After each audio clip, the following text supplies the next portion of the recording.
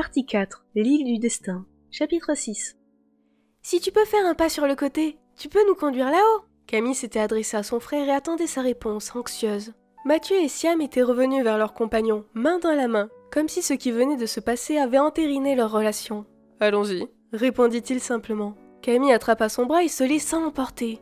Ils se matérialisèrent au sommet du pic du destin, devant l'ouverture qu'ils avaient repérée. Camille perçut immédiatement qu'à cette hauteur, l'imagination lui était de nouveau accessible.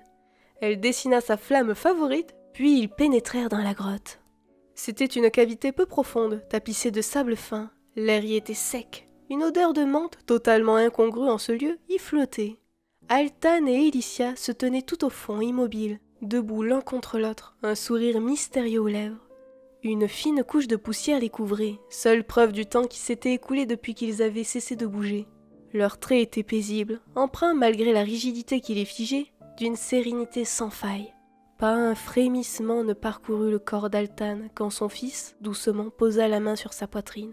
Et Elicia ne broncha pas lorsque Camille écarta une mèche blonde qu'un vent ancien avait repoussée au milieu de son visage.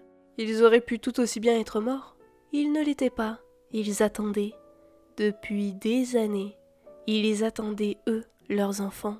Camille s'immergea lentement dans les spires. Les liens qui maintenaient ses parents prisonniers avaient été forgés par les êtres les plus redoutables qui soient.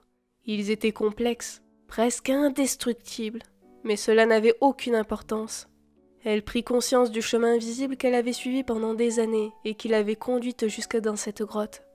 Elle comprit que jamais elle n'avait été seule. Ils avaient toujours été là, près d'elle. Le dessin qu'elle créa fut à l'image de l'amour qui lui avait toujours porté. Puissant, irrésistible, infini. Altan et Elysiane furent libres. 7 années de séparation s'évanouirent tout à coup. 7 années d'immobilité prirent fin dans un éclat de bonheur limpide. Et Willan et Akiro tombèrent dans les bras de leurs parents. Ils restèrent longtemps immobiles, serrés les uns contre les autres, sans parler. Puis, Elicia fit un pas en arrière, s'écartant de ses enfants pour mieux les contempler.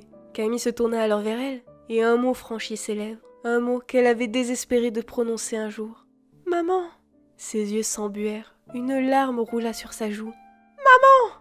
Elle avait crié. Une angoisse atroce lui broyait l'estomac. Elle haletait.